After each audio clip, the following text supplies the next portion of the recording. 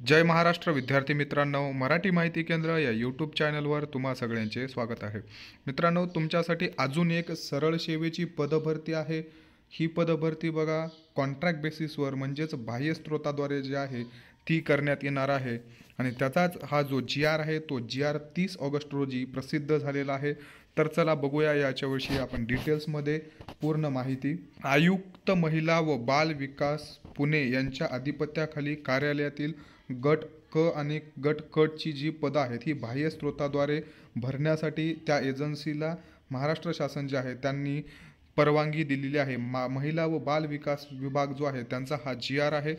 तो GR प्रसिद्ध झाला आहे आणि त्याच्यामध्ये कोणते पद व किती पद आहेत बघू आपण. महिला व बाल विकास विभागाच्या अधिपत्याखाली आयुक्त महिला व बाल विकास पुणे यांच्या अधिपत्याखाली क्षेत्रीय कार्यालय, शासकीय संस्था तसेच महिला राजगृहे, बालगृहे केंद्र पुरस्कार योजनेकरिता मंजूर करण्यात आलेली ग्रुप क आणि ग्रुप ड ची जी पदं आहेत ही बाह्य यंत्रणेद्वारे भरण्यासाठी निविदा प्रक्रिया राबवण्यासाठी जे आयुक्त महिला व बाल विकास विभाग आहे त्यांनी मंजुरी देण्यात आलेली आहे. तर त्याच्यामध्ये काय आहे बघा, जे पोर्टल निविदा पोर्टल आहे हे पोर्टल 15/2/2024 ते 2 जुलै 2024 पर्यंत 4 वेळा मुदतवाढ दिलेली आहे या प्रस्तावाला आणि त्याच्यानंतर जे आहे ते पोर्टल निविदा 2 जुलै 2024 रोजी ऑनलाईन पद्धतीने निवडीसाठी उघडण्यात आलेली आहे. तर त्यामध्ये बघा एकूण 11 निविदा धारकांचा प्रस्ताव झाला आहे. ते जे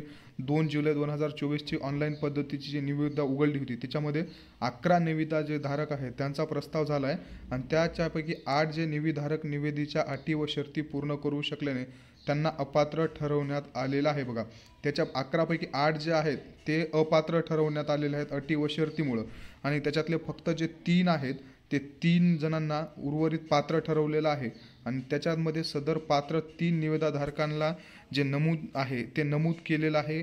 त्यांनाच बाह्य यंत्रणेद्वारे जे पद आहेत हे पद भरवण्यासाठी परवानगी देण्यात आलेली आहे. तर शासन निर्णय काय आहे बघा, आयुक्त महिला व बाल विकास पुणे यांच्या अधिपत्याखाली क्षेत्रीय कार्यालय त्याचबरोबर शासकीय संस्था आणि केंद्र पुरस्कार योजनेकरता जे मंजूर पदं झालेले आहेत ग्रुप क आणि ड ची अकुशल पदं आहेत 2063 या अकुशल पदापैकी जे केंद्र पुरस्कार योजनेअंतर्गत मंजूर करण्यात आलेली पदं आहेत ही पदं आहेत टोटल 918. ही पदं वगळून जी राहिलेली पदं आहेत 1145.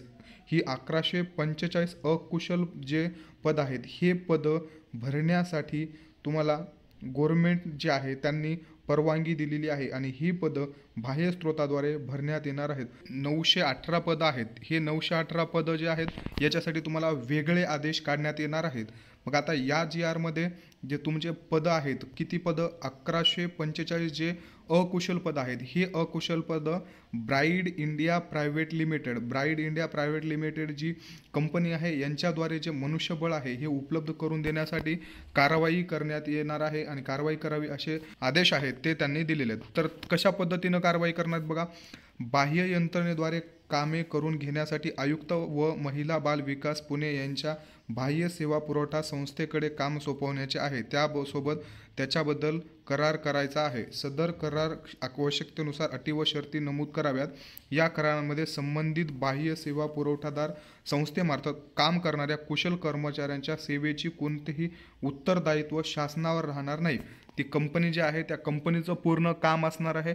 त्याच्यामध्ये शासनाचं कोणत्याही प्रकारचा काहीच रोल असणार नाही. बाह्य यंत्रणेद्वारे जे पदं आहेत ते पदं बघा त्यांनी दिलेले आहेत आणि कोणते कोणते पदं भरून घेणार आहेत ते आपण बघू. 4/2003 रोजी जो शासन निर्णय झालेला आहे त्याच्यानुसार जे बाल विकास शाखा आहे त्यामध्ये बाह्य यंत्रणेद्वारे बघा 8 संवर्गातील पदं भरून घेण्यात येणार आहेत. पहिलं पद आहे वरिष्ठ काळजी वाहक, त्याच्यासाठी 44 पदं आहेत. दुसरं आहे कनिष्ठ काळजी वाहक, त्याच्यासाठी 64 पदं आहेत. स्वयंपाकीसाठी सुद्धा 18 पदं आहेत. सफाईगार त्याच्यासाठी 27 पदं आहेत. पहारेकरींसाठी 6 पदं, परिचरसाठी 5 पदं, त्याच्यानंतर शिपायासाठी 15 पदं आणि सुरक्षा रक्षक बघा सुरक्षा रक्षकची 396 पदं. एवढी टोटल जे आहे ते बाल विकास शाखा शासकीय संस्था आहे त्याच्यामध्ये तुमचे 575 एवढे पदं. महिला विकास शाखा आणि शासकीय महिला राजगृहे जे आहेत संरक्षण गृहे त्याच्यामध्ये सुद्धा हेच पद भरून घेणार आहेत बघा. वरिष्ठ काळजी वाहकसाठी 16, कनिष्ठ काळजी विभागासाठी 34, स्वयंपाकीसाठी 17, सफाईगारासाठी 10, पहारेकऱ्यासाठी 11, त्याच्यानंतर परिचरचं पद नाही आहे आणि शिपायासाठी 2 आणि सुरक्षा रक्षकसाठी बघा 480, असे 570. सुरक्षा रक्षकासाठी एकूण बघा 396 प्लस हे 480 म्हणजे जवळपास 476 जे आहेत ती पदं भरून घेण्यात येणार आहेत सुरक्षा रक्षकाची. आणि याच्यासाठीच हा जो GR आहे तो GR प्रसिद्ध झालेला आहे. महिला व बाल बाह्य स्रोताद्वारे पदं भरून घेण्यात येणार आहेत, त्याच्यासाठी हा GR प्रसिद्ध झालेला आहे. आणि यासाठी लवकरात लवकर जाहिरात येऊन ही पदं भरण्यासाठी जी सुरुवात आहे ती होणार आहे. जशी याच्याविषयी पूर्ण डिटेल्समध्ये जाहिरात येईल तुम्हाला व्हिडिओ बनवून माहिती दिली जाईल. त्यासाठी तुम्ही चॅनलला सबस्क्राईब नक्की करून ठेवा, बेल आयकॉनसुद्धा क्लिक करून ठेवा. तसेच सगळ्या नोट्स मिळवण्यासाठी आपले टेलिग्राम चॅनल जॉईन करा आणि व्हिडिओला लाईक करा, शेअर करा. धन्यवाद.